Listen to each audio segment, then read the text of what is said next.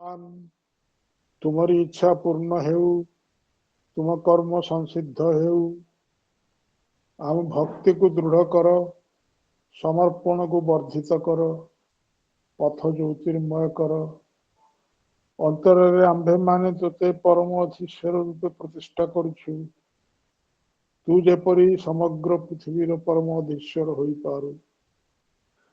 आंभ मानकर वाक्य एवं अज्ञान आच्छन्न ताहाकु आलोकित कर, आंभ मानकर अभिप्सा एवं मलिन ताहाकु शुद्ध कर, आंभ मानकर कर्म एवं असमर्थ ताहाकु सामर्थ्य युक्त कर। हे भगवान, ए पृथ्वी आर्त शोकग्रस्त विशृंखला यहाकु बासगृह करिछि। अंधकार एते घनीभूत जे एकमात्र तू ही ताकु दूर करि पारु। आस प्रकाश हुओ, कर्म तोर संसिद्ध हेउ, कर्म तोर संसिद्ध हेउ। मांकर जय हो, वंदे मातरम। परम प्रभु श्री अरविंद दिव्य जननी मां चरण रे गभीर कृतज्ञता और भक्तिर सह मोर भक्तिपूत प्रणाम निवेदन करी सेमानकु को अनुरोध करुची, सेमानकु को प्रार्थना करुची जे सेमाने आमर ए कार्यक्रम रे उपस्थित रही श्रोता वक्ता उभय को ए जटिल ग्रंथ बुझीबारे एवं बुझेबारे सहायता करंतु, कारण ताको बिना एसब बुझीबा बुझेबा अत्यंत कठिन एवं मोर विश्वास से माने निश्चय एथरे उपस्थित रहिबे, कारण से प्रतिश्रुति मु पाई एवं से संगे संगे आपण मान जो माने एथरे जोग दैछन्ती समस्त को मोर निवेदन प्रणाम निवेदन सहित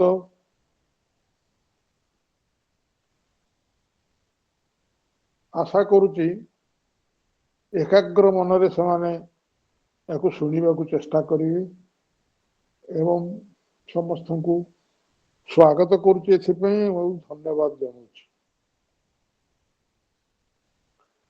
आपण माने जानती आमे बर्तमान बुक 2 रो कैंटो 10 रे अच्छे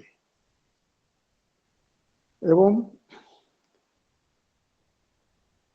कैंटो 10 होची प्राणसत्तार भितर मनसत्तार संयुक्त व मनसत्तार प्रयोग प्रवेश पूर्वर मुझे आपण मानू जिते प्रथम जड़ सहित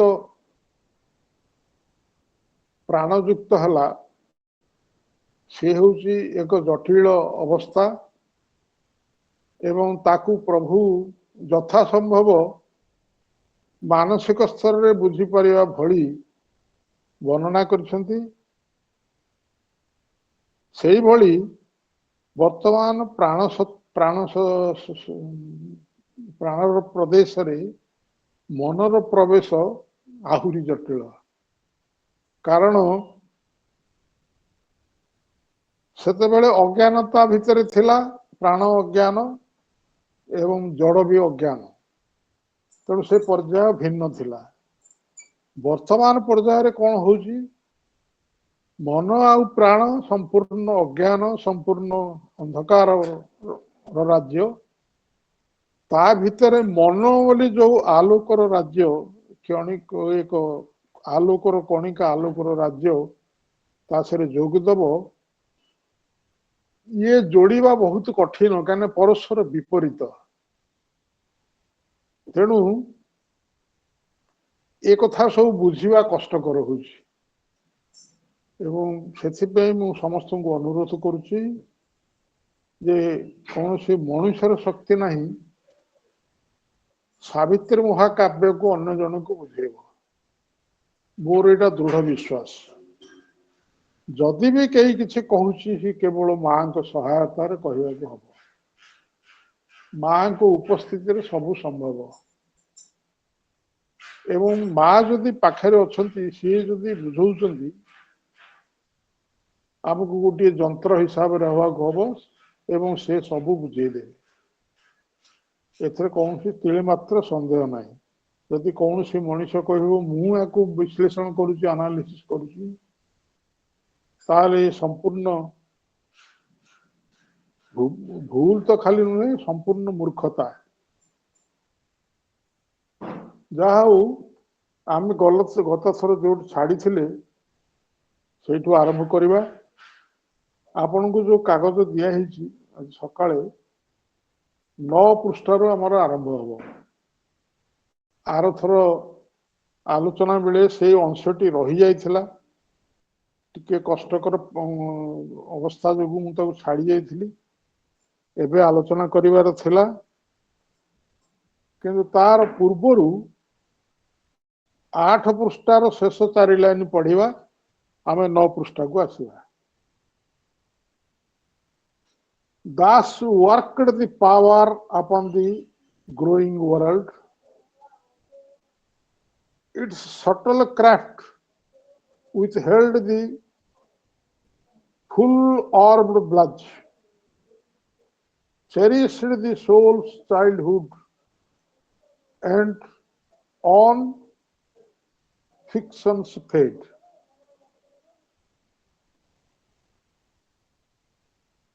The worked the power, ये पावर किए एहीपरि क्रम विकसित जगत उपरे महासामर्थ्य कार्य करी चलिला ए महासामर्थ्यटी किए ये हूँ मन मनर प्रवेश कर महासामर्थ्य अंधकार भितर तार सूक्ष्म चातुर्य दि सटल क्राफ्ट सूक्ष्म चातुर्य पूर्णमंडलर दीप्त बा दाहन को अटकाई रखिला दीप्त दाहन कौन ना जिते बेले सूर्यालोक पूर्ण आम सूर्यालोक पाखु जीवा जली जीवा दूर रे थिबारु सूर्यालोक को धीरे धीरे ग्रहण करि पारुछे वृक्षलता भी सही भलिया सही परी तार जो पूर्ण मंडल गोटे दीप्त दाहन क्रिया अच्छी एवं तार से दीप्त दाहन यही सूक्ष्म तात्पर्य तार यही सूक्ष्म तात्पर्य से पूर्ण को अटकाई रखी पूर्ण दाहन को आत्मार अटकाई कौन करुला आत्मार शैशव को स्नेह आदर कला आत्मार भी शैशव कारण आत्मा अग्रगति करि पारेनी बढ़ी पारेनी आगु को जाई पारेनी एपर्यंत सी जड़ आउ प्राण मध्य रही एवं टिके विकसित होची आत्मा तेणु से शिशु अवस्था अच्छी आपण मैंने कद भाविबा उचित बर्तमान आमर आत्मा शैशव अवस्था ना किंतु जेते बेले प्रथमे जड़ भितर प्राण जड़ भितर मन आसिक देखादेला से अवस्था से बेले आत्मा भी शैशव थिला तार अग्रगति हो नथिला कारण सी अनुभूति भितर देकरी ग्रो करे आम जानिचे आत्मा प्रत्येक जन्म रे किछि किछि अनुभूति नहीं से ग्रो करे आगु आगु बढ़े तेणु जेहेतु प्राथमिक अवस्था मनुष्य जन्म ग्रहण करुच्ची मन को नहीं मनुष्यर रूपटे होती मनटे ता भीतर आसुची किंतु सी आत्मा पूर्ण भाव में विकसित होनी से भाया किसी अनुभूति प्राप्त से करें तेणु तार यो शैशव को ये प्राण विरक्ति प्रकाश करने बदल में स्नेह आदर करुला सहित कल्पित कहानी सबूर आहार देला तेणु ये अच्छी फिक्शन कल्पित कहानी ये कल्पित कहानी की ताकू खुआईगिरी बचई रखिला आहार देला खुशी कला या परे कौन घटी या परे आम 9 पृष्ठ को आसवा far richer in their sweet and nectarous sap, nourishing its immature divinity, than the stubble or a dry straw of reason's tilth. It's heaped fodder of innumerable facts.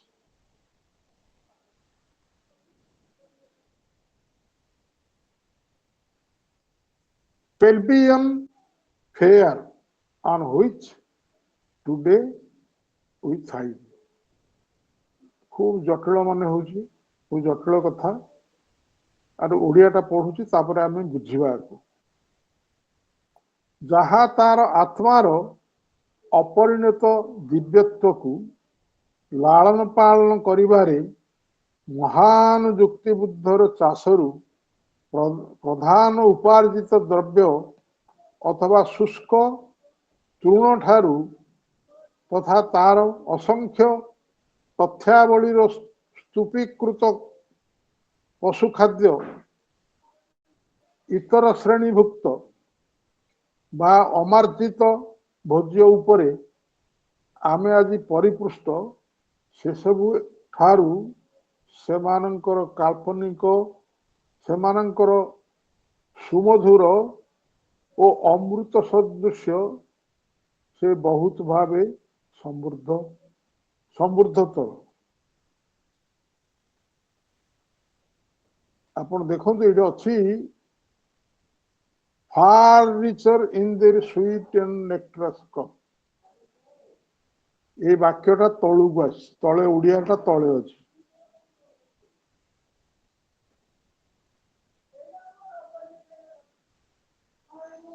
सेमानंक ठारू काल्पनिक कहानी जो कथाटा आगु कहगला काल्पनिक कहानी कहीकि शिशु आत्मा को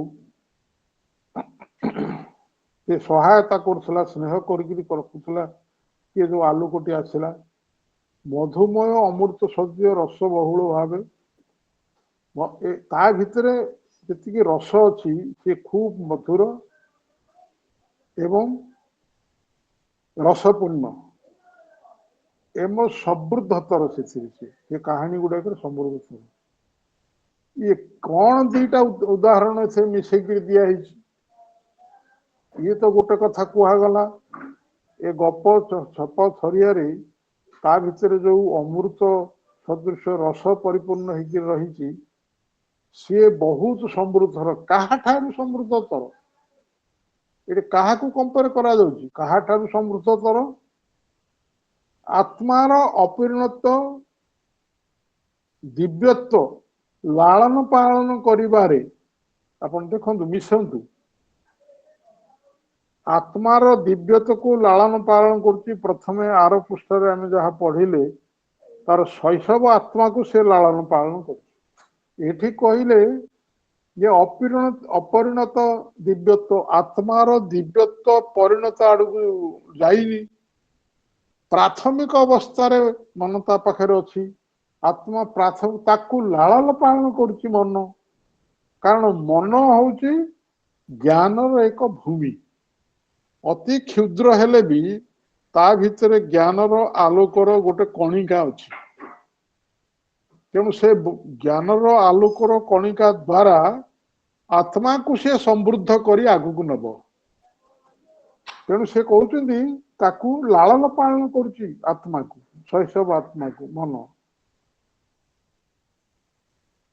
ठीक अच्छी महान युक्तिभुक्तर चाष सब युक्ति बुद्धि सब चाष करे चाषी जमी बिल चाष कर विहन बुणे तार खत पानी सब जोगाए एवं से उत्पादित द्रव्य संग्रह करे एवं से द्रव्य खाई आम सब बंचु एवं ये एक कथा एवं शुष्क तृण पाल सब शस्यर पाल ये सब खाई पशु माने भी बंचती ତା ଛତା असंख्य तथ्यावली जुक्ति बुद्धिर कौन अच्छी अस्त्र जुक्ति बुद्धिर एकमात्र अस्त्र हूँ तथ्यावली आपण देखु जिते राजनैतिक क्षेत्र में जुक्ति बुद्धि हुए से तथ्य को उपस्थापित करती ये अमुक अमुक तथ्य होता जो यही कथाटी घटी ताकू काउंटर कर दिए आउ जन किसी तथ्य दियंती तेणु जुक्ति बुद्धिर जिते सब हुए सेतेबेले तथ्यावलीर स्तूपीकृत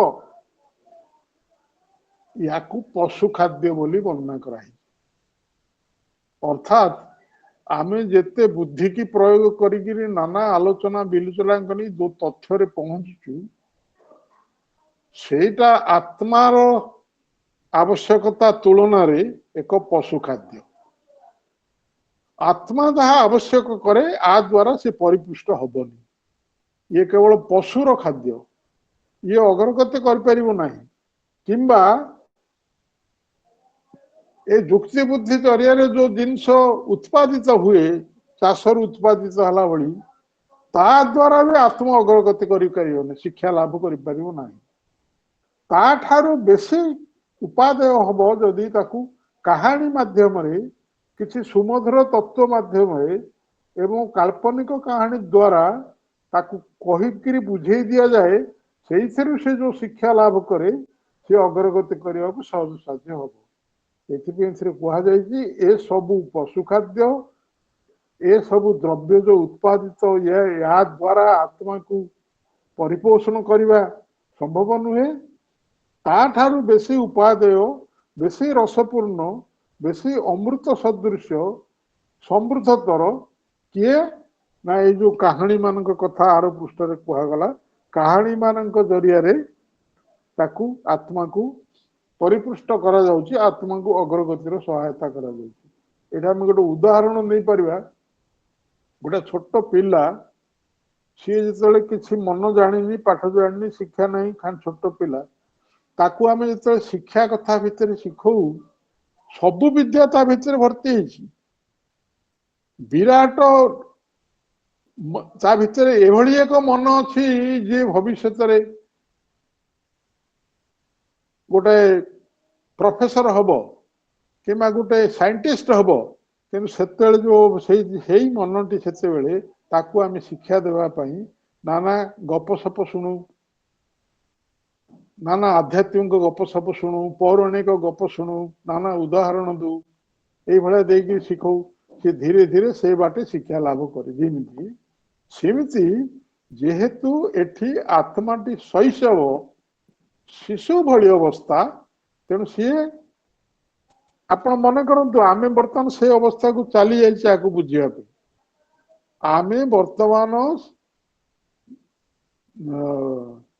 प्राण आउ जड़ मध्य आत्मा सामान्य रूपे प्रवेश करके गोटे मनीष रूप तैयारी आम से मनीष सेठी आम रहीकि विचार कर वर्तमान मानसिक अवस्था नुहे ए मानसिक अवस्था कले सब गोलमाया हो मानसिक अवस्था से मन से ताकू ये गपसप जरिया से वृद्धि लाभ करे ये नाना जुक्ति तर्क द्वारा एरा सब पशु खाद्य बड़ी तार किसी लाभ आसो ताकू जी देखे जुक्ति तर्क देखे से बढ़ी पार आप देख बढ़ कि पिलाटा बढ़ेवा हेले जुक्ति तर्क नाना प्रकार चर्चा कले सी हम कि किंतु गप जरिया उदाहरण जरिया वृद्धि प्राप्त कराओ यही कथाटी ये वर्णना कराई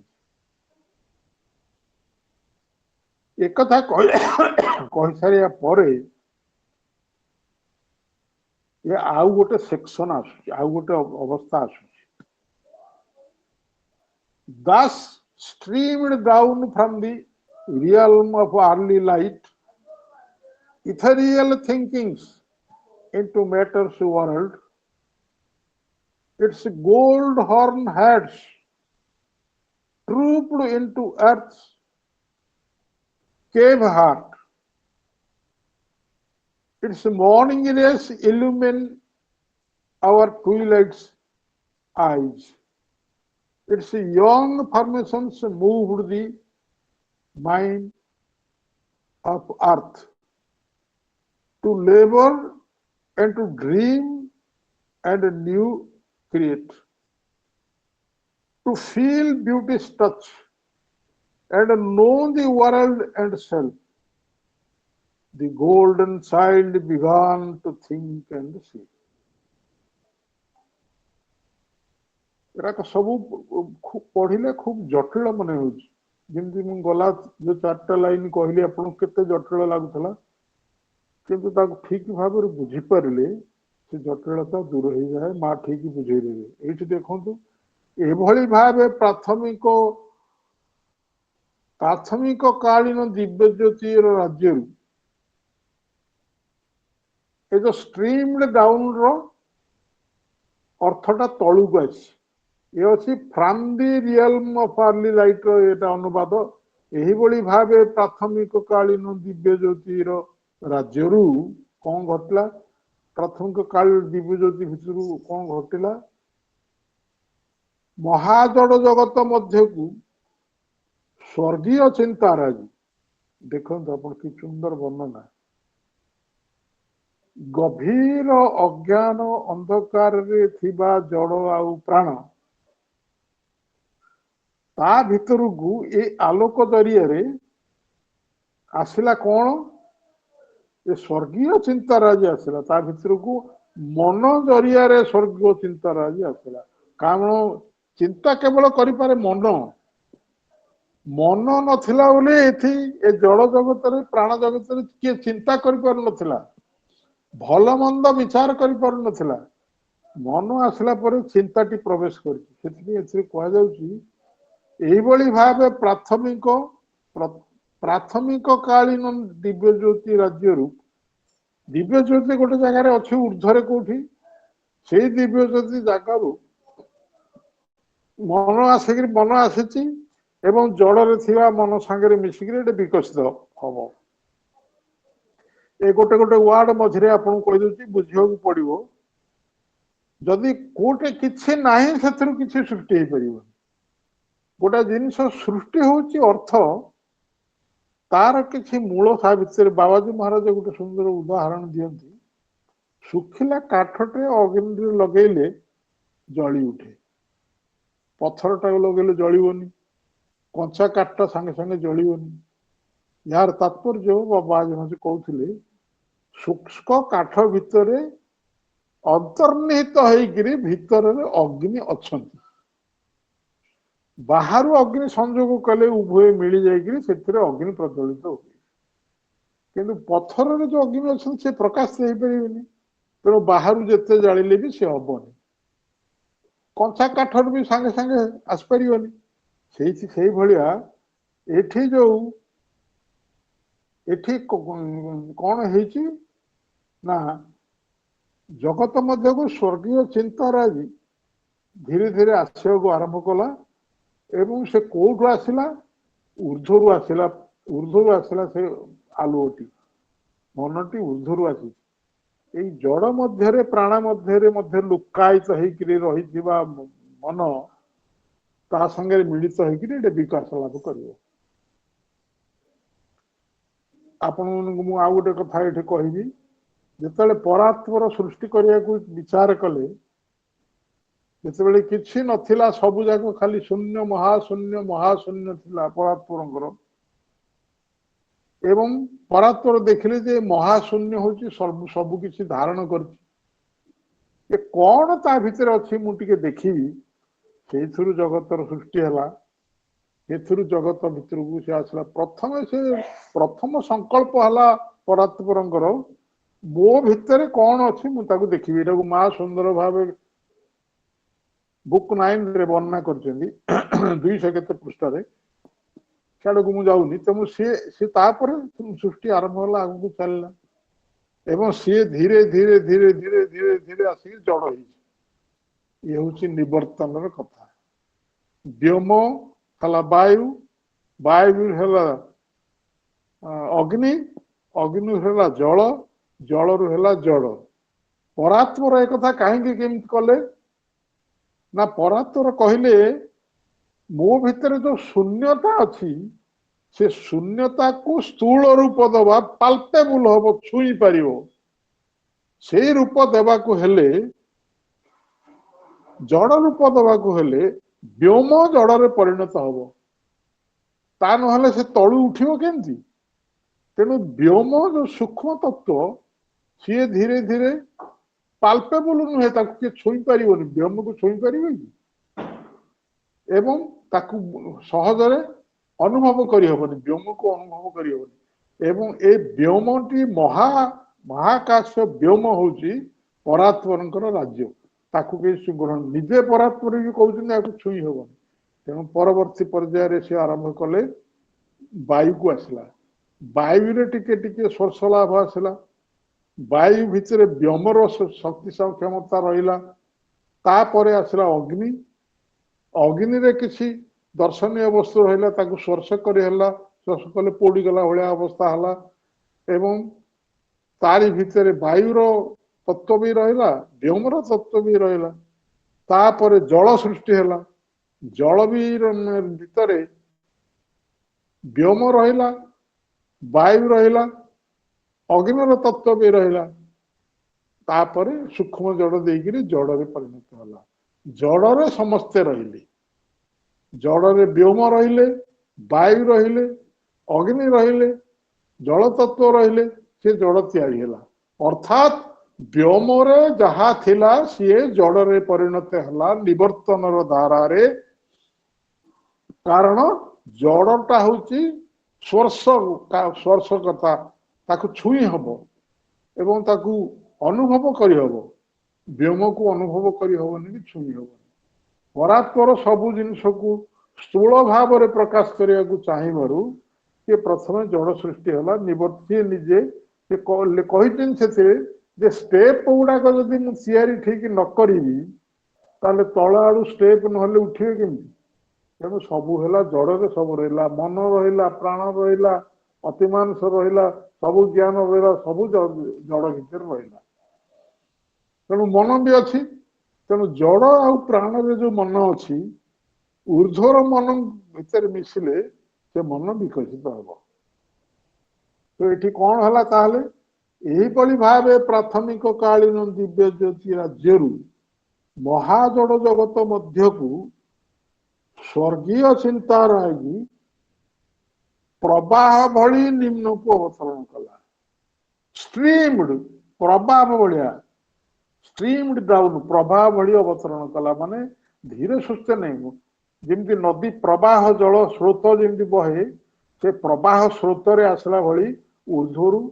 विचार शक्ति आसला चिंता शक्ति आसला आसिक जड़ को स्पर्श कला देखो कि चमत्कार कथा एवं तापर कौन है तार स्वर्ण श्रृंग जुथराज पृथ्वीर हृदय गुहा भितर को प्रवेश कला तारटी किए कहार इटा it's gold horn heads trooped into earth's cave heart gold horn heads कौन ये विषयटी वेदरु आसी वेदर सब वर्णना जे अंधकार सब गाई मान गुहा भितर रखी गाई मान गुहा भितर गाई मान होउछन्ती ज्ञान ज्ञान से ज्ञान को अड़ेकरी अज्ञानता भितर रखिक रखी तेणु ज्ञान को ता भितर आने को पड़ो से जमी से वेदर वर्णना है कहले स्वर्ण श्रृंग जुथराज जो जुथराजी सिंह गुड़ा सुनार तैयारी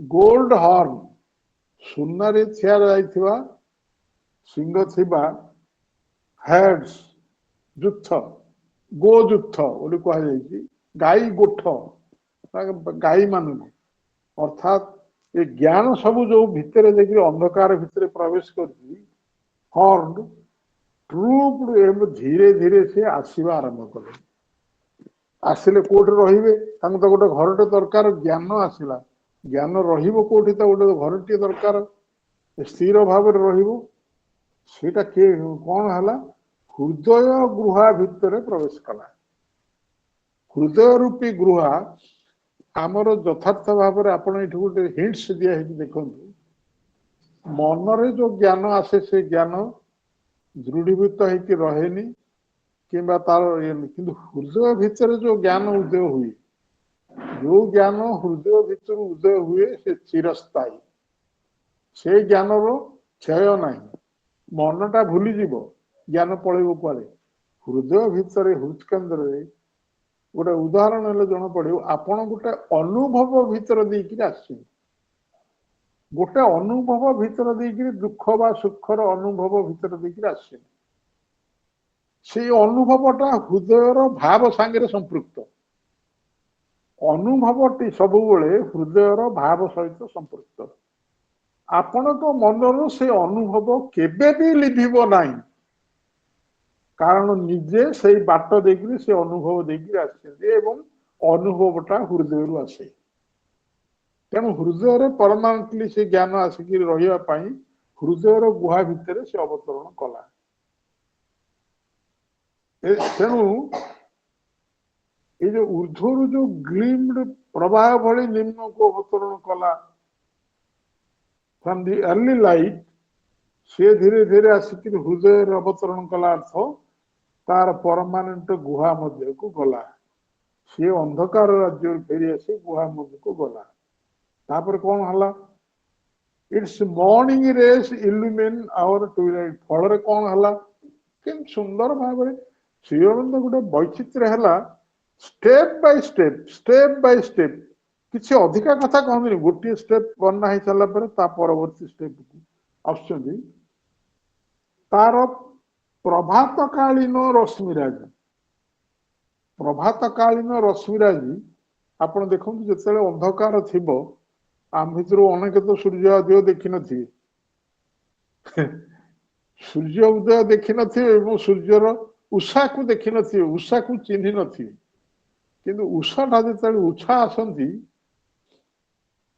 उषा उपरे वेदरे एते चमत्कार वर्णना सब हो तार किसी एक्सट्राक्टिव रखी यही अवसर कही हबनी उषा बेला आसला बेले कहब तेणु से उषा जो आसती उषा को गोटे देवी बोली वर्णना कराई उषा गोटे देवी एवं सी ही सूर्यंकर किरण को प्रकाश करती प्राथमिक अवस्था से उषा उषाकर जो वर्णना अद्भुत प्रकार वर्णना उषार अच्छी एपरिक आमर कवि माने ओडिया कवि माने भी उषा को से छांचरे अनेक वर्णना करते उषा को जाऊनी तेणु उषा उषार कथा ये कौन कहगला morning rays illumine our twilight eyes आमर चक्षुजुगल कौन ट्विलाइट अर्थ होची डास्क अर्ध आलुओ एवं अर्ध आलो अंधकार उषा जो उषा आसवा पूर्व दिगरे जो छटा मार आलोर तापर अंधकार जाइनी अंधकार अच्छी केवल छटाटा से बाहरी तेणु से जो आलोकर छटाटी से भितर बाहरी सी ताकू कहुए प्रदोष संध्या बेले कहुए प्रदोष सकाल कहुए प्रत्युष से समय जो उषा आलोकटी आसे से आलोकटी छाई आलुओ मिशा गोधूली कालीन छाई आलुओ मिशा आम नयनी को से छाई आलुओ मिशा हेले भी आमे जो अंधकार शोलु आमे जो आलोक देखी नथिलु से जिते आमे से सूर्यला को अनेबू आम आखि उद्भासित हो उठिब से आलोक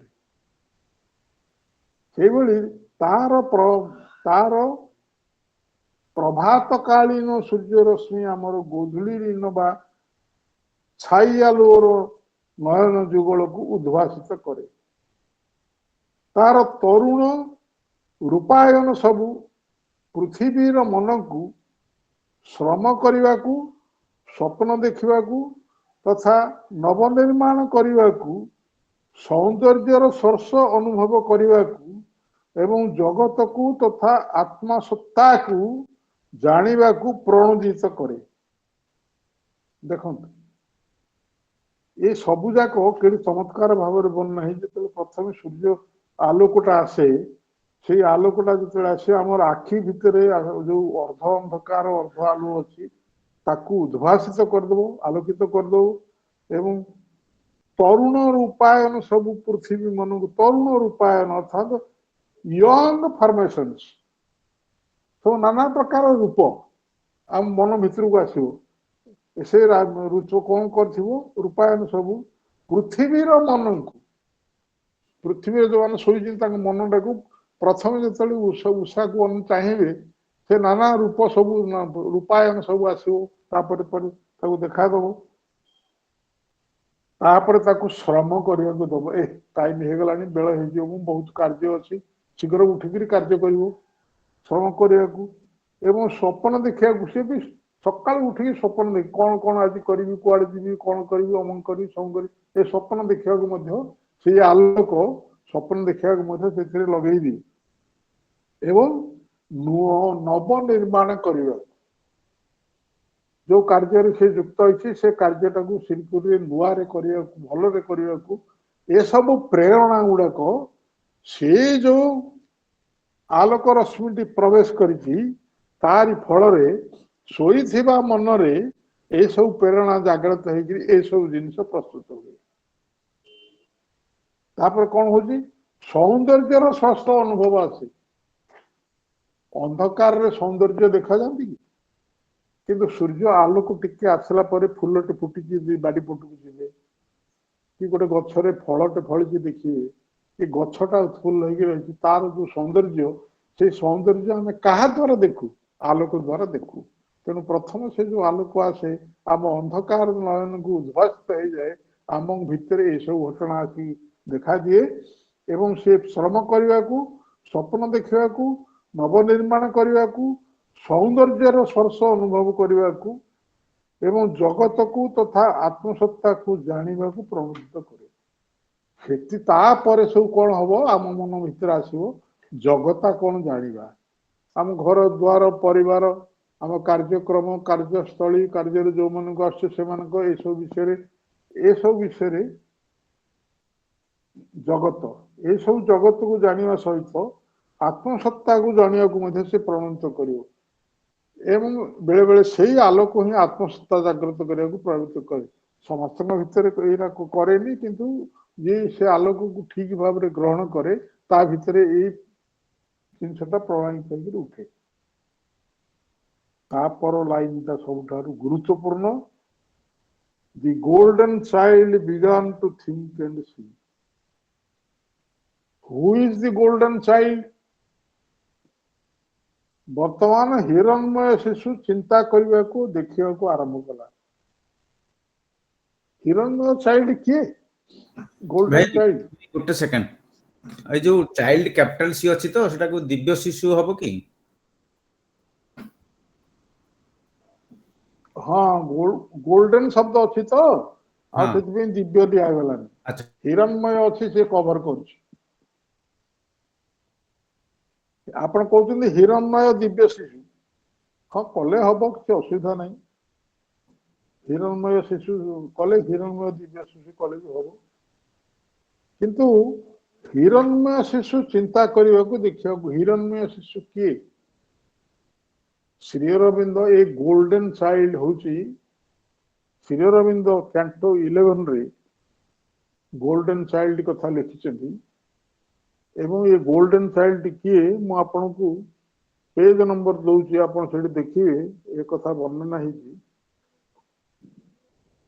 680 पृष्ठारे 680 पृष्ठारे कौन घटना घटी मृत्युदेव संपूर्ण रूपे पराजित हो दौड़ी पड़ी तापरे एक आलोकर प्रतिमूर्ति सावित्री सामने को आसी से आलोकर प्रतिमूर्ति जो वर्णना है जदिओ शब्द स्वर प्रभु करना सच्चिदानंद से सबुजाक वर्णना सच्चिदानंद को स्पर्श कर पढ़ुची देखु all grace and glory and all divinity were here collected in a single form. Savitri सामने जो आलोकर मूर्ति देखा देले से मूर्ति कौन समस्त कृपा समस्त महिमा समस्त दिव्यत्व धारण करथिबा एकाठी संग्रह होगी गोटे मूर्ति आसिक से उपस्थित हेले all worshipped eyes looked through his from one face जिते सब पूजा पाठ करुवा चक्षु ता जरिया रे सब आगु देखिले he bore all godheads in his grandiose limbs समस्त देवदेवी मानकर शक्ति को से मूर्ति तांकर निजर अंगावली रे ताक सब ग्रहण कले ये कहा को लिंक करूँ परवर्ती पर्यायर से लाइन टा आउरासी in him the fourfold being bore his crown the fourfold being bore his crown सच्चिदानंदଙ୍କର चारोटी आस्पेक्ट अछि से होची फोर फोल्ड बीइंग एठे बी कैपिटल हेछि बी कैपिटल अर्थ होची परम सत्ता परम सत्ता होचंदी सच्चिदानंद जे समग्र विश्व ब्रह्मांड रे परिव्याप्त होकरी समस्त को धारण करके रही सी उचिर करदे ये शून्य हो सी हूँ परम सत्ता सी हूँ सच्चिदानंद ऊपर वर्णना को मिसेले ये सच्चिदानंद आउ कि नुहति तेणु ये फोर फोल्ड बीइंग भितर चारोटी जिनस अच्छी फोर फोल्ड कौन कौन विराट जे कृष्ण जाकू देखते अर्जुन को विराट रूप हिरण्यगर्भ तापरे परवर्ती पर्यायटा हूँ ईश बा स्पिरिट बा शक्ति बा ईश एवं फोर्थटा हूँ जे फोर्थटा हूँ समाधि ये चारोटी जाक हूँ सच्चिदानंद आस्पेक्ट या सब धारण कर मूर्ति से किए सच्चिदानंद हेबे आउ किए हेबे तेणु से जो भितर जो द्वितीय आसला प्रथमटा विराट गला विराट पर जो हिरण्य गर्भटी आसला से हिरण्य गर्भ हूँ कौन ये विश्व ब्रह्मांडर स्थूल जगत को घोड़े कभर करके रखि सूक्ष्म तत्व हूँ हिरण्य गर्भ से जो हिरण्य गर्भ भितर दे सृष्टि रे जिनिष प्रकाशित हुए ईश ईश थार्डटा हूँ ईश बा भगवान तत्व तार भितर गोटे नुआ आसला हिरण्य गर्भ छाणिक जोटा हो पार ग्रहण हो पार ताकू प्रकाशित हवा दिए हिरण्य गर्भ हूँ सूक्ष्म तत्व से हिरण्य गर्भ ही हूँ गोल्डन चाइल्ड गोल्डन चाइल्ड होचंदी हिरण्य गर्भ आपन से विषय सब वर्णना गोल्डन चाइल्ड शब्द मध्य श्री अच्छी से प्राय 20 लाइन रे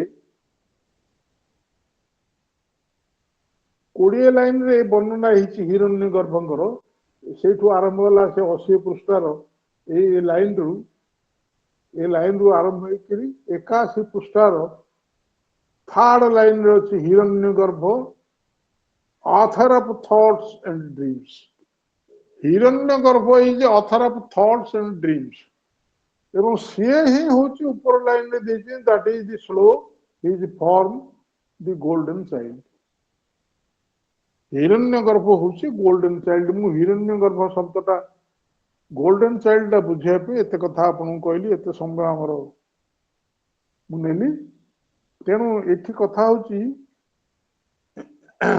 हिरण्मय शिशु चिंता करने को देखियो हिरण्मय शिशु ये जो सूक्ष्म तत्व रहा सूक्ष्म ये रहा सी बर्तमान चिंता करने को आरंभ कला एवं ये आउ गोटे सेक्शन आरंभ हो जाऊँ आम टे ब्रेक नवा 11:04 है एवं आम ठीक 11:14-15 मिनट आउ थे आसिक जोगदेवा ଆମେ ବହୁତ ସ୍ଲୋ ହେଇଯାଉଛି କାରଣ ଏ ଜିନିଷଟାକ ନହେଲେ ବୁଝିବା କଷ୍ଟକର ହବ। ଆପଣ ସ୍ଲୋ ହେଲା ବୋଲି ମନେ କରୁଥିବେ, ଧୀରେ ସୁସ୍ଥ ହେଲା ବୋଲି, କିନ୍ତୁ ଆକୁ ବୁଝିବାକୁ ହେଲେ ଟିକେ ଏଇଭଳି ଆଲୋଚନା ଟିକେ ଦରକାର ବୋଲି ମୁଁ ଭାବୁଛି। ଆପଣ ମାନେ ଯଦି କିଛି କହିବେ ମୁଁ ସ୍ପିଡ କରିଦେବି, କିଛି ଅସୁବିଧା ନାହିଁ, ଆଗକୁ ପଳେଇ ମାଡି ଚାଲି। ନାଇଁ ନାଇଁ ଠିକ ଅଛି, ସ୍ପିଡ ହଉ। ଲିମିଟ ଠିକ ଅଛି, ଆଁ? ସ୍ପିଡ ଲିମିଟ ଠିକ ଅଛି। ହଁ ନାଇଁ ନହେଲେ ଏମିତି ଚାଲିବ। ଏସବୁ କଷ୍ଟକର ଅବସ୍ଥା ଆଲୋଚନା କଲା ବେଳେ ଟିକେ ସମୟ ନେବ। ଏଇ ଗୋଟିଏ କଥା ଦେଖନ୍ତୁ କେତେ ସମୟ ନେଲା। ହିରଣ୍ୟ ଗର୍ଭ ଶିଶୁଟି ବୁଝିବା ପାଇଁ କେତେ ସମୟ ଗଲା ଆପଣଙ୍କର, କୋଉଠୁ ମୁଁ ଆରମ୍ଭ କଲି କୋଉଠି ସରିଲା। ତେଣୁ ସେ ମୁଁ ଗୋଟେ ଭାଷଣ ଦେଇଥିଲି ଏଠିରେ, ସେ ଯୋଉ ସୋସାଇଟି ହାଉସରେ ବହୁତ ଦିନ ତଳେ, ଯେ ସଚ୍ଚିଦାନନ୍ଦ ଆଉ ସାବିତ୍ରୀଙ୍କର କଥୋପକଥନ ସେ ବଡ ଚମତ୍କାର ଇଣ୍ଟରେଷ୍ଟିଂ। ସେ କଥା କିଏ କହୁନାହାନ୍ତି, କାରଣ ସେ ସ୍ୱରୂପକୁ ସଚ୍ଚିଦାନନ୍ଦ ବୋଲି ସମସ୍ତେ ଅନୁଭବ କରିନାହାନ୍ତି। ଯେତେବେଳେ ସିଏ ଚାଲିଗଲା, ସର୍ବ ସୃଷ୍ଟିର ମୂଳ ସଚ୍ଚିଦାନନ୍ଦ ସାବିତ୍ରୀଙ୍କ ସାମ୍ନାରେ ଦେଖାଦେଲେ। ସିଏ ହିଁ ସୃଷ୍ଟିକି ଧାରଣ କରିଛନ୍ତି। ତେଣୁ ଅନ୍ଧକାର ଯେତେବେଳେ ପଳେଇଲା, ସେ ପୂର୍ଣ୍ଣ ରୂପେ ପ୍ରକାଶିତ ହେଲେ। ତାଙ୍କର ବି ବର୍ଣ୍ଣନା ସେଭଳିଆ ହେଇଛି। ଏବଂ ସେ ସଚ୍ଚିଦାନନ୍ଦ ସାଙ୍ଗରେ ସାବିତ୍ରୀଙ୍କର ବର୍ଣ୍ଣନା ହେଲା। ନାନା ପ୍ରକାର ଯୁକ୍ତି ତର୍କ ତାଙ୍କର ପୃଷ୍ଠା ପୃଷ୍ଠା ବ୍ୟାପୀ ହେଇଛି। ଶେଷ କଥାଟି ହଉଛି, ସଚ୍ଚିଦାନନ୍ଦ ସାବିତ୍ରୀଙ୍କୁ କହିଲେ, ମୁଁ ଆଜି ପର୍ଯ୍ୟନ୍ତ ଯୋଉ ନିୟମଟି ଧାରଣ କରିକିରି ସୃଷ୍ଟିକି ଚଳେଇଛି, ଗୋଟେ ନିୟମକୁ ନେଇକରି ସୃଷ୍ଟିକି ଚଳେଇଛି। ଏ ପର୍ଯ୍ୟନ୍ତ ସୃଷ୍ଟି, କାରଣ ସଚ୍ଚିଦାନନ୍ଦ ଦାୟିତ୍ୱ ନେଇଛନ୍ତି ସୃଷ୍ଟି ତିଆରି କରିବାକୁ। ତାଙ୍କ ଭିତରୁ ଦେବଦେବୀ ସବୁ ତିଆରି ହେଇଛନ୍ତି, ମାଙ୍କ ଭିତରୁ ସେ ସଚ୍ଚିଦାନନ୍ଦ ଆସିଲେ। ତେଣୁ ସେ ଯୋଉ ସୃଷ୍ଟିକି ନିୟମ କରିଛନ୍ତି, ଜଣେ ମରିଗଲେ ଆଉ ବଞ୍ଚି ପାରିବନି। ତମେ କହୁଛ ମୋର ସେ ନିୟମଟାକୁ ଭାଙ୍ଗିବା ପାଇଁ। ସିଏ କେମିତି ଶରୀର ଧାରଣ କରିବ ଆଉଥରେ? ମୋ ନିୟମଟାକୁ ମତେ ଭାଙ୍ଗିବାକୁ କହୁଛ, ସେଇଟା ମୁଁ କରିପାରିବି? ସେଇଟା ମୁଁ କରିପାରିବିନି। ତମେ ଯଦି କହୁଛ ଶାନ୍ତିରେ ରହିବାକୁ ହବ, ତମେ ବି ଆସ, ମୃତ୍ୟୁ ପରେ ସେଇଠି ଏକାଠି ରହିବ। ମୁଁ ଆଉ ଆତ୍ମାକୁ ଫେରେଇ ପାରିବିନି ସତ୍ୟବାନ ଶରୀର ଭିତରକୁ ଯିବାକୁ। ଏତେ କହି ସିଏ ଅନ୍ତର୍ଧ୍ୟାନ ହେଇଯାଇଛନ୍ତି। ତାପରେ ସାବିତ୍ରୀଙ୍କ ଭିତରେ, ଏ ସାବିତ୍ରୀଙ୍କର ଏଇ ଅବସ୍ଥା ଦେଖିକିରି ପରାତ୍ପର ପରମ, ଯିଏ ଅନାଦି ଅନନ୍ତ ନିରାକାର, ଯାହାର ରୂପ ନାହିଁ, ଯାହାର କିଛି ନାହିଁ, ତାଙ୍କ ତ ରୂପ ନାହିଁ, ଆଉ ସାବିତ୍ରୀ ପାଖରେ ଯେ ଠିଆ ହେବେ କେମିତି? ସିଏ ସେଇଠୁ ସ୍ୱରରେ କହିଲେ। ଏବଂ 11 କ୍ୟାଣ୍ଟୋରେ ଯୋଉ ସବୁ ବର୍ଣ୍ଣନା ହେଇଛି ସାବିତ୍ରୀ କି ଯେତେ ସବୁ ପ୍ରତିଶ୍ରୁତି ଦିଆଯାଇଛି, ପରାତ୍ପରଙ୍କର ପ୍ରତିଶ୍ରୁତି, ସଚ୍ଚିଦାନନ୍ଦ ବି ଫେଲୁଅର ହେଇକି ଗଲେ। ପରାତ୍ପରଙ୍କର ପ୍ରତିଶ୍ରୁତି, ତୋର ସବୁ କଥା ମୁଁ କରିବି, ମଣିଷକୁ ସବୁ ଦେବି, ତତେ ସବୁ ଦେବି। ସେଇଟା ହଉଛି ଗୋଟେ ସ୍ୱର ଆକାରରେ ଆସିକିରି ଶାଶ୍ୱତଙ୍କୁ ସବୁ କହିଛି। ହେଲେ ତେଣୁ ଆମେ ବର୍ତ୍ତମାନ ଏଠି ବନ୍ଦ କରିବା, ମୁଁ 11ଟା 15ରେ ଆସିବା।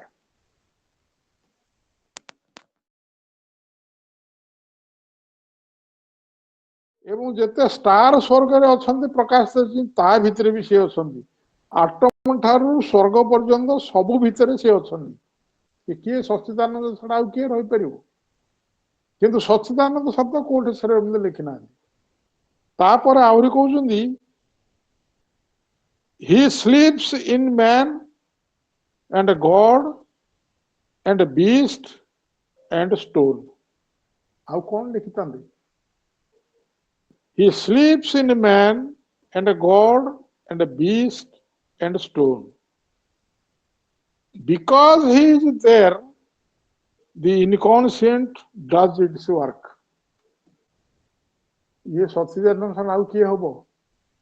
ତେଣୁ ହିରଣ୍ୟ ଗର୍ଭ ପରେ ଯୋଉ ତୃତୀୟ ଅଂଶଟି ଆସେ, ସେ ହଉଛି ଈଶ ବା ଶକ।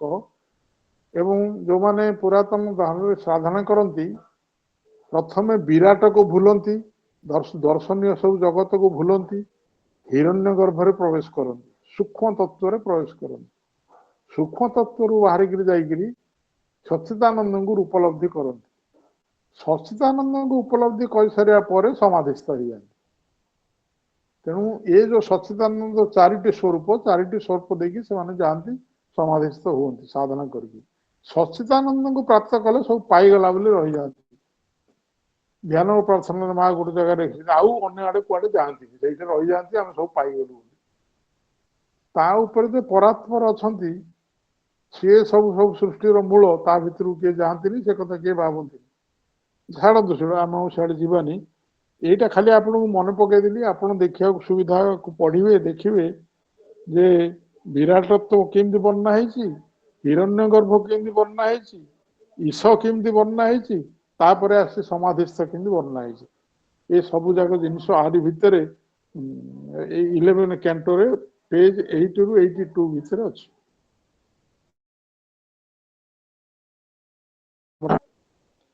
ଏଠି କଣ ହେଲା, the golden child to think and see. Golden child ହଉଛି ହିରଣ୍ୟ ଗର୍ଭ, ଚିନ୍ତା ଏ ଯୋଉ ଅବସ୍ଥା ଆସିଲା, କାରଣ ଅନ୍ଧକାର ଭିତରେ ଷ୍ଟୋନ ରେ ବି ସେ ଅଛନ୍ତି, ତେଣୁ ଷ୍ଟୋନ ରେ ଅଛି ହିରଣ୍ୟ ଗର୍ଭ ଅଛନ୍ତି। ତେଣୁ ଯେତେବେଳେ ପ୍ରଥମେ ଆଲୋକଟି ଆସିଲା, ହିରଣ୍ୟ ଗର୍ଭ ସୃଷ୍ଟି ହେଲେ, ହିରଣ୍ୟ ଗର୍ଭ ଭିତରେ ଚିନ୍ତା କରିବାକୁ ଏବଂ ଦେଖିବାକୁ ଆରମ୍ଭ କଲେ।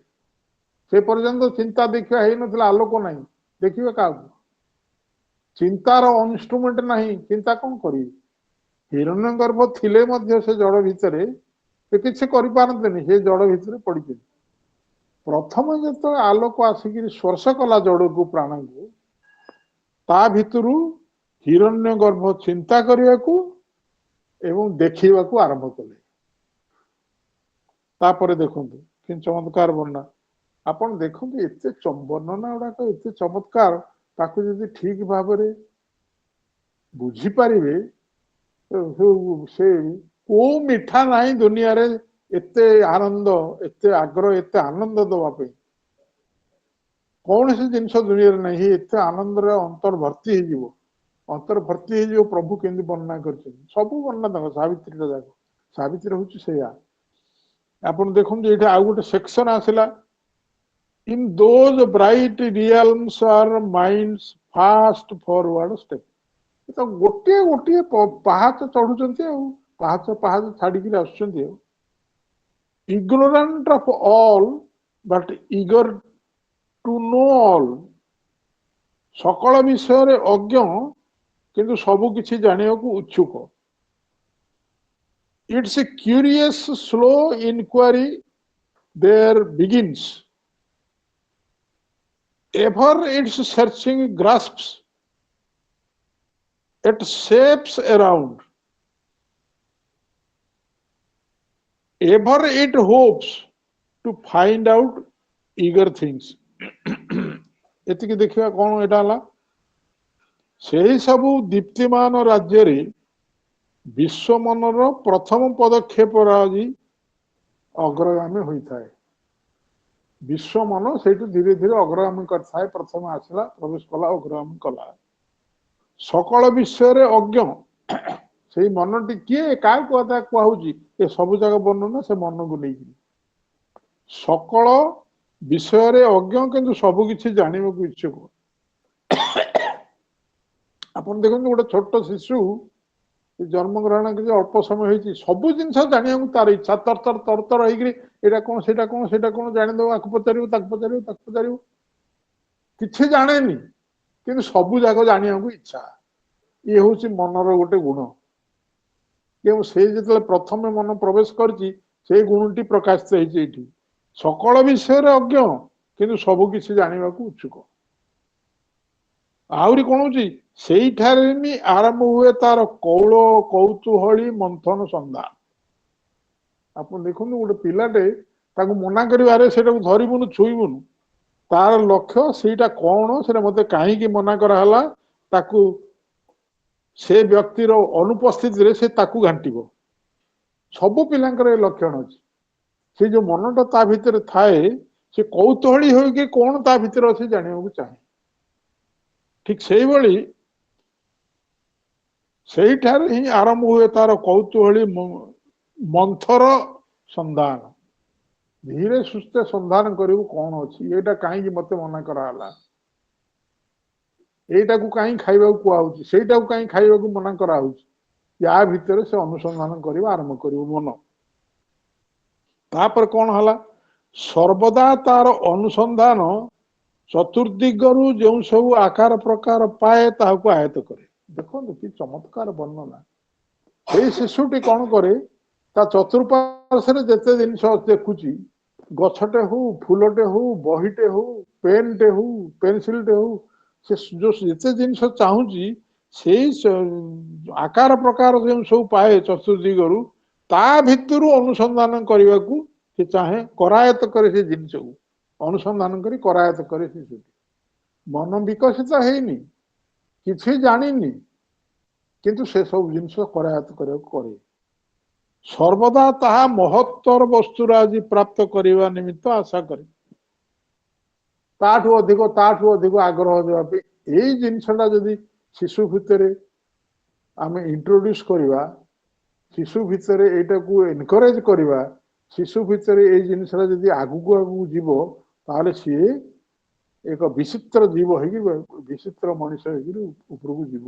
ସେଇଟା ବାପା ମା କରନ୍ତିନି, ଖାଲି ମନା କରନ୍ତୁ ଏଇଟା କରନା, ଖାଲି ମନା କରନ୍ତି ତୁ ଇଆଡେ ଯାଆନା, କି କାହିଁକି ଯିବନି, କଣ କରିବନି, ଏଇଭଳିଆ ଏକ ଜିନିଷ ଯଦି ତା ଭିତରେ ସୃଷ୍ଟି କରାଯିବ, ସେ ଅଗ୍ରଗତି କରିବ। ଆପଣ ଦେଖନ୍ତୁ କେତେ ଚମତ୍କାର କଥାଟା ଏଇଠି କହିଲେ। ସର୍ବଦା ତା ମହତ୍ତର ବସ୍ତୁର ଆଜି ପ୍ରାପ୍ତ କରିବା ନିମିତ୍ତ ଆଶା କରେ। ଏସବୁ ଯାକ ଜିନିଷ ମନ ଉପରେ କୁହାଗଲା। ଆହୁରି ମନ ଉପରେ ସେଇ ଯୋଉ ମନଟି ଆସି ତାପରେ ଆହୁରି କଥା କୁହାହଉଛି। Ardent and golden gleamed with sunrise fire, alerted leaves upon invention's verge.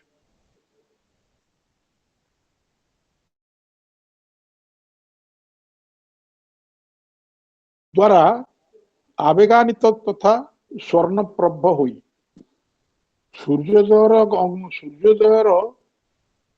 ଫାୟାର୍ସ କାହିଁକି ଆସିଲା, ଉତ୍ସାହ ହେଇଥିଲା ସେ ମନଟି, ଉଷା ଆକାରରେ ଆଲୋକର କଣିକାଟି ଆସିଛି, ସିଏ ଧୀରେ ଧୀରେ ବିକଶିତ ହେଇକି ସୂର୍ଯ୍ୟୋଦୟର ଆଲୋକର ଅଗ୍ନିଶିକାର ଗୋଟେ ରେଖାରେ ପରିଣତ ହେଲା ଏବଂ ସେ ସ୍ୱର୍ଣ୍ଣପ୍ରଭ ହେଇଗଲା। ସ୍ୱର୍ଣ୍ଣପ୍ରଭ ଗୋଲ୍ଡେନ ଗ୍ଲିମ୍ଡ, ତା ଭିତରୁ ଯୋଉ ପ୍ରଭ ବାହାରିଲା, ପ୍ରଭା ବାହାରିଲା, ସ୍ୱର୍ଣ୍ଣପ୍ରଭ ଅର୍ଥ ହଉଛି ଆଲୋକର ଅଂଶ। ତେଣୁ ସ୍ୱର୍ଣ୍ଣପ୍ରଭ, ସୂର୍ଯ୍ୟଙ୍କ ପାଖରୁ ଯୋଉ ପ୍ରଭା ଆସେ ସେ ସ୍ୱର୍ଣ୍ଣପ୍ରଭ, ସେଇଟା ଯେତେବେଳେ ଅନ୍ୟ ଜିନିଷ ଉପରେ ପଡେ, ସିଏ ଯୋଉ ଆଲୋକିତ ହୋଇକିରି ବାହାରକୁ ପ୍ରକାଶ କରେ, ସିଏ ସ୍ୱର୍ଣ୍ଣପ୍ରଭ ହେଇଯାଏ। ଠିକ ସେଇଭଳିଆ ସନରାଇଜ ଫାୟାର୍ସ ସ୍ୱର୍ଣ୍ଣପ୍ରଭ ହୋଇ ସୂର୍ଯ୍ୟୋଦୟର ଅଗ୍ନିଶିଖାର ଦ୍ୱାରା ଆବେଗାନ୍ୱିତ, ସେ ଯୋଉ ଆଲୁଅ ଟିକେ ଆସିଲା, ଆପଣ ଦେଖନ୍ତୁ ଏଠି ଗୋଟେ କଥା ଅଛି, ସୂର୍ଯ୍ୟୋଦୟର କଥା କାହିଁ କୁହାଯାଇଛି ନା, ଯୋଉ ପ୍ରଥମେ ତାର ଯୋଉ ଆଲୋକଟି ଆସିଲା, ସିଏ କିଛି ଜ୍ଞାନ ନେଇକିରି ଆସିଲା, ସେଇ ଜ୍ଞାନ ଆଲୋକ ଦ୍ୱାରା ଆବେଗାନ୍ୱିତ ହେଲା ଅନ୍ୟ ଜିନିଷ ଜାଣିବାକୁ, ଆବେଗ କଲା, ସେ ଅନ୍ୟଟା ଜାଣିବି, ଆଉ ଗୋଟେ ଜାଣିବି, ଆଉ ଗୋଟେ ଜାଣିବି, ଏ ଆବେଗାନ୍ୱିତ ହେଲା ଏବଂ କଣ କଲା, ତାପରେ ସ୍ୱର୍ଣ୍ଣପ୍ରଭ ହୋଇ ଉଠିଲା, ସେ ସୂର୍ଯ୍ୟ ଦୀପ୍ତ ହେଇକି ଉଠିଲା ତା ଭିତରେ। Alerted leaves upon invention's verge, in the step by step, ଉଦ୍ଭାବନର ପ୍ରାନ୍ତ ଦେଶରେ ପୂର୍ଣ୍ଣ ରୂପେ ସଜାଗ ରହି ତାହା ଜୀବନ ଯାପନ କରେ। ସିଏ କଣ କଳେ, ତାପରେ ଆଲର୍ଟ ଅର୍ଥ ହଉଛି ପୂର୍ଣ୍ଣ ରୂପେ ସଜାଗ ହବା। କୋଉଥିରେ ସଜାଗ ହୁଏ, ଇନଭେନସନ୍ସ ଭର୍ଜ, ଇନଭେନସନ୍ସ ହଉଛି ଉଦ୍ଭାବନ, ପ୍ରତ୍ୟେକ ଜିନିଷକୁ ସିଏ ଉଦ୍ଭାବନ କରିବାକୁ ଲାଗିଲା। କଣ ତା ଭିତରେ ଅଛି, ସୂର୍ଯ୍ୟାଲୋକ ଭଳିଆ ଟିକେ ଆଲୋକ, ଉଷାଠୁ ଟିକେ ଆଲୋକ ଆସିଛି, ସେ ଆଲୋକର ଟିକେ ତା ଭିତରେ ବଢିଛି ଟିକେ ମନର କ୍ଷମତାଟା, ସେ ୟାରି ଭିତରେ ସିଏ ରହିକିରି ଜୀବନ ଯାପନ କରୁଛି, ପୂର୍ଣ୍ଣ ରୂପେ ସଜାଗ ହେଇଗଲା, ସଜାଗ ହେଇକିରି ଉଦ୍ଭାବନ କରୁଛି, ନୂଆ ନୂଆ ଜିନିଷ ଉଦ୍ଭାବନ କଲା। କିନ୍ତୁ ଏସବୁ ସତ୍ତ୍ୱେ ଏଇଠି ଦେଖନ୍ତୁ ପ୍ରଭୁ କେମିତି କହୁଛନ୍ତି, yet all it does is on an infant's scale. ଏ କ୍ଷୁଦ୍ର ମନଟେ ଯାହା ଯେତେ କରୁଛି ମଧ୍ୟ କିଛି ବିରାଟତ୍ୱ ନାହିଁ ତା ଭିତରେ। ସେ କଣ କରୁଛି, ସମସ୍ତ କାର୍ଯ୍ୟ ସମ୍ପନ୍ନ ହୁଏ ଏକ ଶିଶୁର ମାତ୍ରାରେ। ଯୋଉ ଉଦ୍ଭାବନ କରିବା ପାଇଁ ଗଲା, ଯୋଉ ଦେଖିଲା, ଯାହା କଲା, ସବୁ କଲା, ଖୋଜିଲା, ସେ ଅତି ଶିଶୁ ମାତ୍ରାରେ, ମାନେ ବିରାଟ ଆକାରରେ ନୁହେଁ, କ୍ଷୁଦ୍ର ଆକାରରେ ସେ ତାକୁ ଆରମ୍ଭ କରୁଛି। ସତେ ଯେପରି ବିଶ୍ୱ ବ୍ରହ୍ମାଣ୍ଡ ହେଲା ଏକ ଶିଶୁ ସୁଲଭ ଖେଳ। ବିଶ୍ୱ ବ୍ରହ୍ମାଣ୍ଡଟାକୁ ସେ କେମିତି ଦେଖୁଛି, ସେଇ ଶିଶୁଟି ବିଶ୍ୱ ବ୍ରହ୍ମାଣ୍ଡକୁ କେମିତି ଦେଖୁଛି, ଏ ବିଶ୍ୱ ବ୍ରହ୍ମାଣ୍ଡ ସବୁ ଦେଖୁଛି ଗୋଟେ ଖେଳ ଭଳିଆ। ବିଶେଷ ବିକାଶ ଲାଭ କରୁନି ତା ଭିତରେ, ଗୋଟେ ବିଶ୍ୱ ବ୍ରହ୍ମାଣ୍ଡ ଖେଳ ଭଳିଆ ତାକୁ ଲାଗୁଛି। ମନ ପ୍ରାଣ ଏକ ମହା ଅସୁରର ଶିଶୁର ଖେଳନା। ମନ ପ୍ରାଣ ଏକ ମହା ଅସୁରର ଶିଶୁ, ଟିଟାନ୍ସ ବେବ୍। ଟିଟାନ୍ ବୋଲେ ଅସୁର। ତେଣୁ mind and life the plaything of a titan's babe. ସେଥିରେ ମନ ପ୍ରାଣକୁ ସେ କେମିତି ଗ୍ରହଣ କରେ ନା, ଗୋଟେ ପ୍ଲେ ଥିଙ୍ଗ, ଗୋଟେ ଖେଳ କସରତ ଜିନିଷ ବୋଲି ମନେ କରେ। ଏବଂ ସେ ଶିଶୁର ଖେଳନା। ଅସୁର ଶବ୍ଦଟା କାହିଁକି ଏଠି ଆସିଲା? ଅସୁର କଣ? ଅଜ୍ଞାନ, ପରମ ଅଜ୍ଞାନ, ପରମ ଅନ୍ଧକାର ଜୀବ ଅଜ୍ଞାନ ଟିଟାନ। ଆଉ ଜଡ ଆଉ ପ୍ରାଣ ଭିତରେ ସବୁ ଯାକ ଅସୁରତ୍ୱ ଅଛି ଏବଂ ଟିଟାନ ଗୁଣ ଅଛି। ସେ ଟିଟାନ ଗୁଣର ଶିଶୁ ଭଳି, ଜଡ ଆଉ ପ୍ରାଣ ଭିତରୁ ଶିଶୁ ଭଳି, ସେ ଅସୁରର ଶିଶୁର ଖେଳନା ଭଳି ମନ ପ୍ରାଣକୁ ଶିଶୁର ଖେଳ ଭଳିଆ ଗ୍ରହଣ କରେ। ତାପରେ ଯିବା, as one works who builds a mimic fort miraculously subtle for a while, made of the sands upon a bank of time, mid an occult eternity's shoreless sea. ଛୋଟ ପିଲାଟେ ଯେତେବେଳେ ସମୁଦ୍ର କୂଳକୁ ଯାଏ, ସେ କଣ କରେ, ବାଲି ଦେଖିବ ଯେତେବେଳେ, କି ନଦୀ କୂଳକୁ ଯାଏ, ନଦୀର ବାଲିରେ ସେ ବାଲିକୁ ଗଦେଇକିରି ନାନା ପ୍ରକାର ରୂପ ତିଆରି କରିବାକୁ ଚାହିଁବ ନା ନାହିଁ, ଖେଳିବ ନା ନାହିଁ, ଏ ସାଧାରଣ କଥା। ସେଇଭଳିଆ ଏ ଶିଶୁ ମନଟି କଣ କରେ, ଯେପରି ଜଣେ ଏକ ନକଲି ଦୁର୍ଗ ନିର୍ମାଣ କରେ। ଦୁର୍ଗ ଶବ୍ଦ ଏଠି କାହିଁକି ଦିଆହେଇଛି? ଦୁର୍ଗ ଶବ୍ଦ ଦିଆହେଇଛି ଷ୍ଟ୍ରଙ୍ଗ ପାଇଁ। ଦୁର୍ଗ ଗୁଡା ଭାରି ଷ୍ଟ୍ରଙ୍ଗ ରେ ତିଆରି ହେଇଥାଏ, ସେ ସହଜରେ ବୋମ୍ବାର୍ଡମେଣ୍ଟ ଦ୍ୱାରା ଧ୍ୱଂସ ହବନି। ତେଣୁ ଦୁର୍ଗ ଭଳିଆ ହେଲା, ଯୋଉ ଷ୍ଟ୍ରଙ୍ଗ ଷ୍ଟ୍ରେଂଥ ଅଛି ଦୁର୍ଗର, ଏକ ଯେପରି ଜଣେ ଏକ ନକଲି ଦୁର୍ଗ ନିର୍ମାଣ କରେ, ସେଇଭଳି ତାହା କାର୍ଯ୍ୟ କରେ। It works like that. Builds a mimic fort. Fort ମାନେ ଦୁର୍ଗ ଏବଂ ମିମିକ୍ ଅର୍ଥ ନକଲି। ନକଲି ଏଇଟା ଗୋଟେ ଦୁର୍ଗ ତିଆରି କରେ, ମୁଁ ଗୋଟେ ଘରଟେ ତିଆରି କରିବି ବୋଲି ବାଲିରେ ତିଆରି କରେ। ସେ ଭାବେ ଯେ ଏଇଟା ଦୁର୍ଗ ଭଳି ଷ୍ଟ୍ରଙ୍ଗ ହେଇକି ରହିବ, କିନ୍ତୁ ପ୍ରଥମ ଲହରୀଟି ଆସିଲେ ତାକୁ ଧୋଇଦିଏ। ତାପର ଲାଇନରେ କହୁଛନ୍ତି, କିଛି କ୍ଷଣ ନିମିତ୍ତ ବିସ୍ମୟକର ଭାବେ ସ୍ଥାୟୀ ହୋଇଥାଏ। ସେଇ ଯୋଉ ଦୁର୍ଗଟି ତିଆରି ହେଇଛି ଅଳ୍ପ ସମୟ ରହିବ। ଇଏ ସିନା ସେ ଶିଶୁଟି ଭାବୁଛି ଏଇଟା ଦୁର୍ଗ ଭଳିଆ ଟାଣ ହେଇଛି, ପ୍ରଥମ ଲହରୀଟା ଆସିଲେ ତାକୁ ଧୋଇକି ନେଇଯିବ। ତେଣୁ ସେ ଖେଳ ସ୍ଥାୟୀ।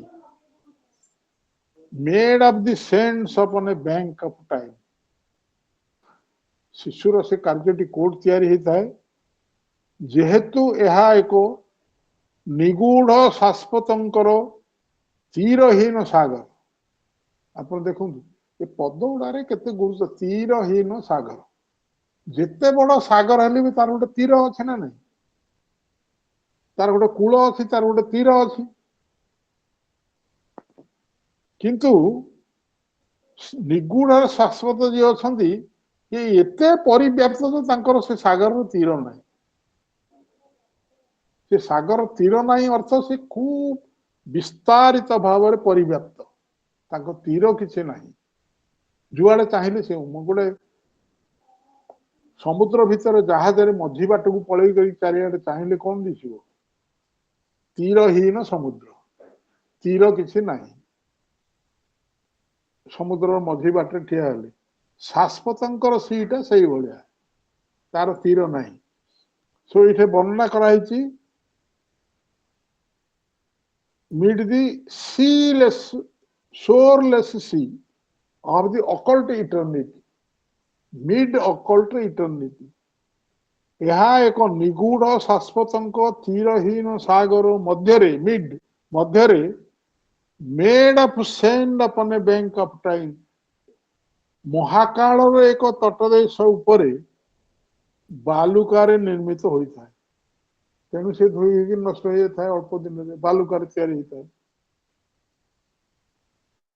ତାପର ଲାଇନରେ ଦେଖନ୍ତୁ a small keen instrument the great puissance choose an adorous pastime passionately pursues to tease the ignorance is her difficult charge her thought starts from an original nascent void and what she teaches she herself must learn तार निद्रालु कंदरु ज्ञान को जागरित कर कहा विषय सब कही ये 4-6 line कहा विषय कही ये 4-6 लाइन रो मूल होचंदी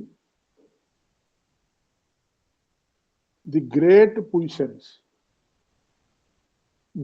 पुइसेंस अर्थ होची एक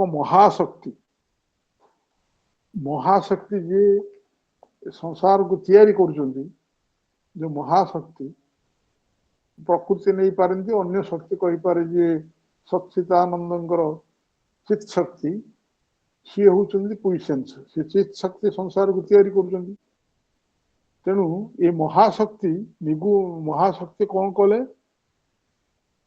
निर्वाचित एक क्षुद्र शासित आयुध ये जो मनटी आसला ये जो प्रथम मनटी आसिक जड़े स्पर्श कला जेहेतु ये समग्र विश्व को तैयारी करुचंती महाशक्ति जड़रू प्राण को सब तैयारी करी आनिले प्राणरू वर्तमान मनर स्वरूप सब तैयारी करिवे तेणु से मनटा को नेले चूज बाछिले निर्वाचन कले क्षुद्र शाणित आयुध तीक्ष्ण मनटा शाणित आयुध अस्त्र गोटे एवं क्षुद्र छोट मनटी आसिक प्रथम पशि तेणु से छोट विश्व प्रकृति आकु धरले आकु धरिकी परवर्ती कार्य चले बोली आकु धरले एडोरस पास टाइम पैशनेटली परस्यूज एक कष्टसाध्य विलास अपन देखो कि विचित्र शब्द प्रयोग विलासटा केबे कष्टसाध्य हुए विलास तो आराम रे सोईबा टीवी देखिबा बुलिबा कि कौन करवा ये सब तो विलास कथा पास टाइम आमर जो जिनस समय नष्ट करने खेलुचे ना टीवी टे देखुचे ना गोटे स्टोरी टे पढ़ुचे टाइम पास करुचे से टाइम पास टा केमती कष्टसाध्य हम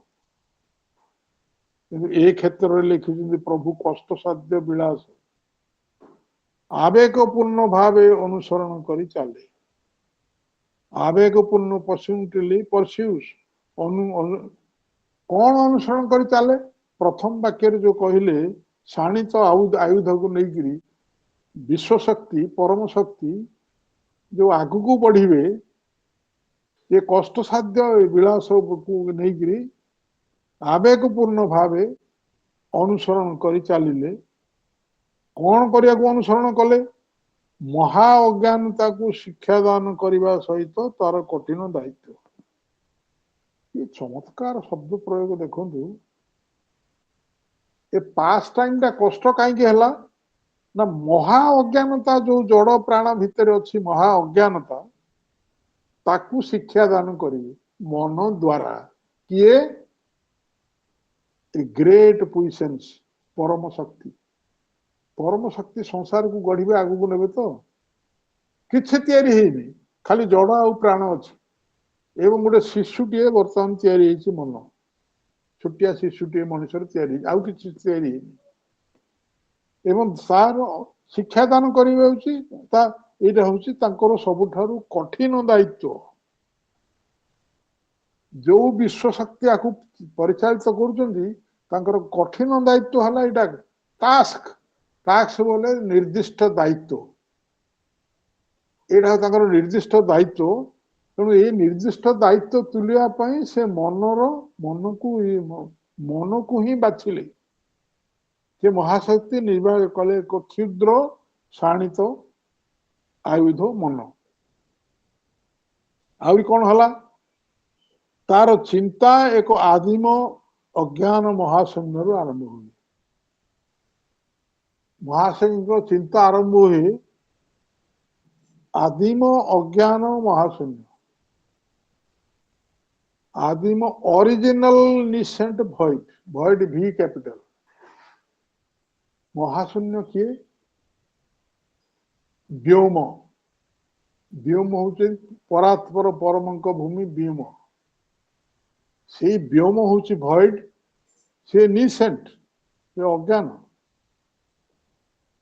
से किसी से पूरा पूरी से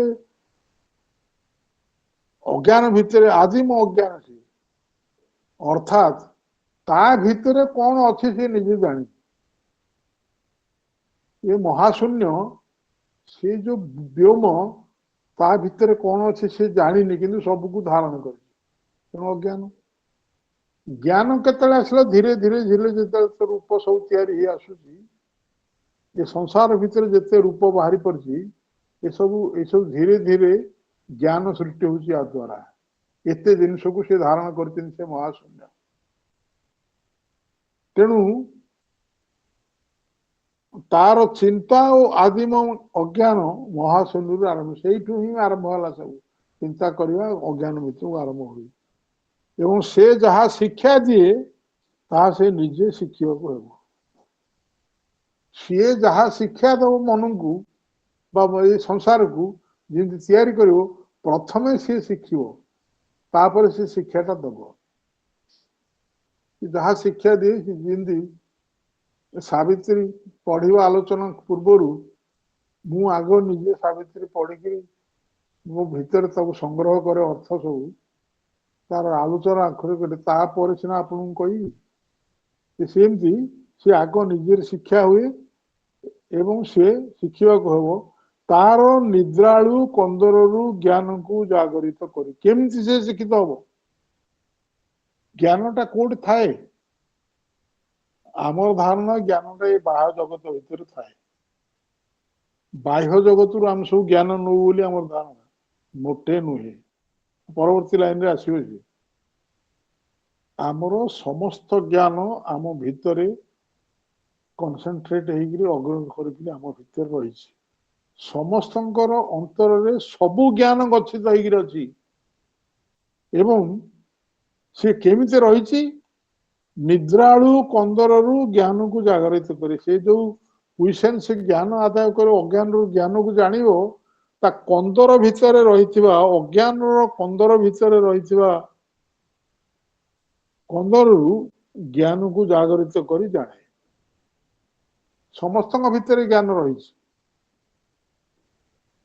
यही कथा पर लाइन रे आसुची आपण देखंतु कि सुंदर वर्णना knowledge comes not to us as a guest called out our chamber from the outer world, a friend and intimate of our secret self. It hid behind our minds and fell asleep and slowly awakes beneath the blows of life. The mighty demon lies unshaped within to evoke, to give it from nature's task. कि सुंदर वर्णना चमत्कार वर्णना देखो से कहते जड़े कारण ज्ञान आसे नहीं आमर एक अतिथि रूपे ଆମେ ବସୁଛୁ ଜ୍ଞାନଟା ତାର ସେ ଯେମିତି ଘରକୁ ଅତିଥି ଆସନ୍ତି ଜ୍ଞାନଟା ଆମ ଭିତରକୁ ତାର ସେ ଆସିବନି। ପ୍ରଭୁ କହିଛନ୍ତି ଅତିଥି ଭାବରେ ଜ୍ଞାନ ଆସିବନି। ଜ୍ଞାନ ଆସିବାକୁ ହେଲେ ତମକୁ ତାକୁ ନିମନ୍ତ୍ରଣ କରିବାକୁ ପଡିବ, ପରିଶ୍ରମ ତାକୁ ଆଣିବାକୁ ଚେଷ୍ଟା କରିବାକୁ ପଡିବ।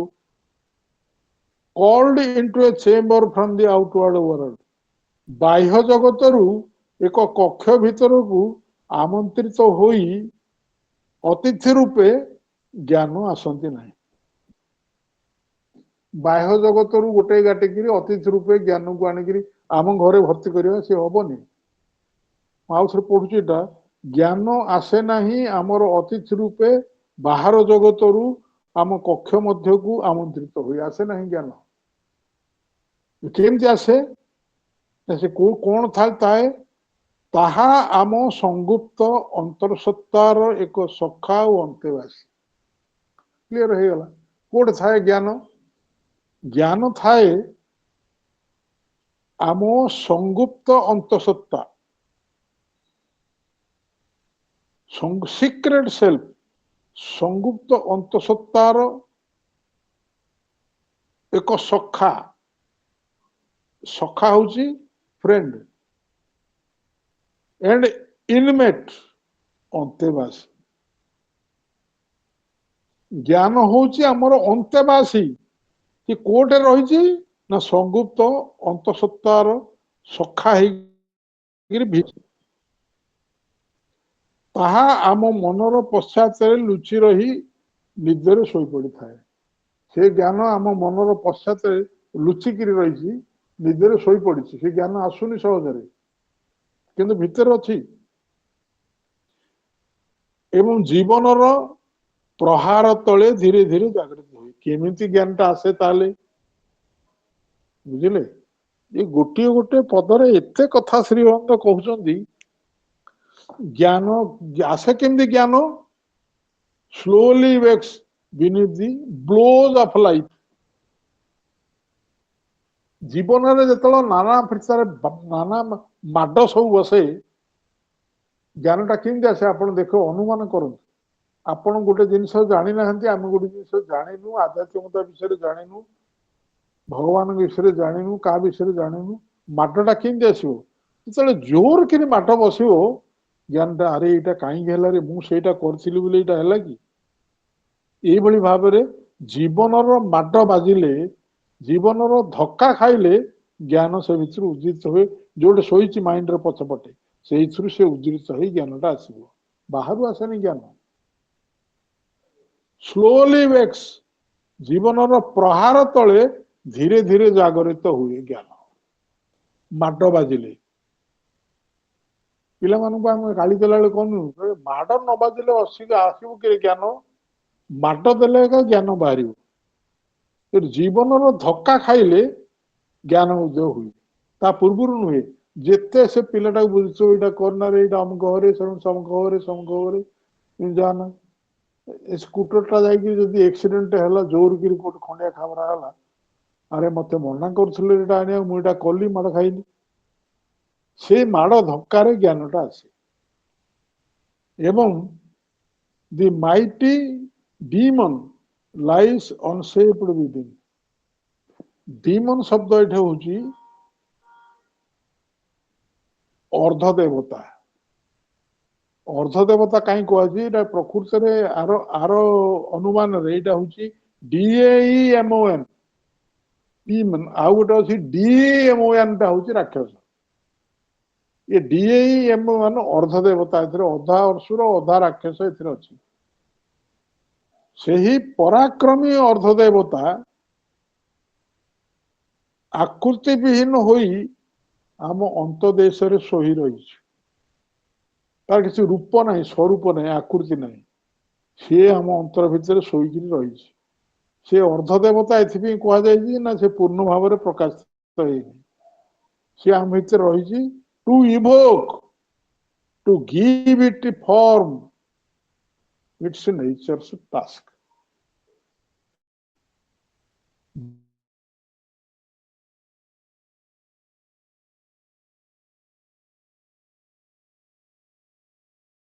ତାକୁ ଜାଗରିତ କରିବା, ଇଭୋକ୍, ତାକୁ ଜାଗରିତ କରିବା ଏବଂ ତାକୁ ରୂପ ପ୍ରଦାନ କରିବା, ସେ ଜ୍ଞାନର ରୂପ ପ୍ରଦାନ କରିବା, ଏ ସବୁ ଯାକ କାମ ହଉଛି ବିଶ୍ୱ ପ୍ରକୃତିର।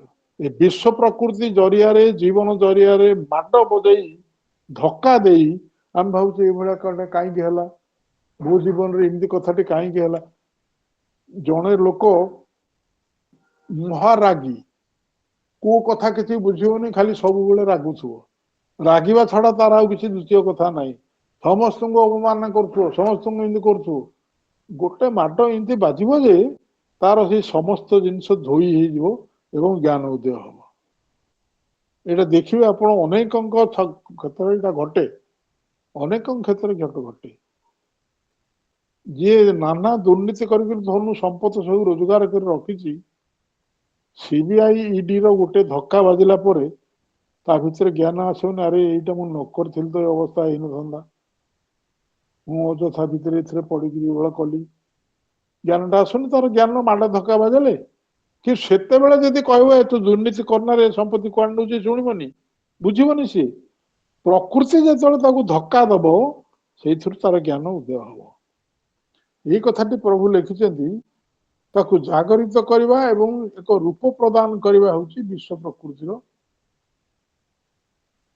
କାର୍ଯ୍ୟ। ଓ ଟାଇମ ପାସ୍ କରିଗଲାଣି, ଆଉ କଣ କରିବା, ଦି ପୃଷ୍ଠା ତ ଅଧିକା ଗଲାନି। ଆଉ ମୁଁ ଭାବୁଛି ଆମେ ଏଇଠି ରଖିବା। ଏ ଯୋଉ all was a chaos of the true and false, ଏଇଟା ବି ଟିକେ କମ୍ପ୍ଲିକେଟେଡ ବୁଝିବାକୁ ପଡିବ। ତେଣୁ ମୁଁ ଭାବୁଛି ଏଇ ଦିଟା ଲାଇନ ରଖିବା, ଆର ଥରକୁ ଆକୁ ଦେଖିକିରି ଅନ୍ୟ କରିବା। ଟାଇମ ବହୁତ ପାସ୍ କରିଗଲାଣି, ମୁଁ ଆପଣଙ୍କର ଅଧିକା ସମୟ ଖାଇଗଲିଣି। ଆଶା କରୁଛି ଆପଣ ମାନେ ଏଥିରୁ କିଛି ବୁଝିଥିବେ। ଏବଂ ଗୋଟିଏ ରିକ୍ୱେଷ୍ଟ ମୋର ହେଲା, ମୁଁ ଯାହା କହୁଛି ଯଦି ବୁଝୁଛି ଏଇ ରେକର୍ଡିଂ ଟାକୁ ଶୁଣନ୍ତୁ, ନହେଲେ ଆପଣ ଘରକୁ ଯାଇକି ତାକୁ ଥରେ କାଗଜଟାକୁ ପଢନ୍ତୁ। ତାକୁ ଯଦି 2 ଦିନ ଗଡେଇ ଦେବେ ସବୁ ଭୁଲିଯିବେ। ୟାକୁ ଆଉ ଥରେ ପଢିବେ, ଦେଖିବେ, ଆସୁ କରିବେ, ତତ୍ଵ କଥା ମନେ ପକେଇବେ, କଣ କଥା ହେଇଛି ମନେ ପକେଇବେ, ନହେଲେ ଦରକାର ପଡିଲେ ରେକର୍ଡିଂସ ଦେଖିବେ। ଏସବୁ କଲା ହେଲା ପରେ ତା ଭିତରେ ପଶିବାକୁ ସୁବିଧା ହବ। ଯାହା ହଉ, ଆପଣ ମାନଙ୍କୁ ସମସ୍ତଙ୍କୁ ଧନ୍ୟବାଦ ଏବଂ ମା ଶ୍ରୀ ଅରବିନ୍ଦଙ୍କ ଚରଣରେ ମୋର ଗଭୀର ଅନ୍ତରର ଗଭୀର କୃତଜ୍ଞତାର ସହିତ ପ୍ରଣାମ ନିବେଦନ କରି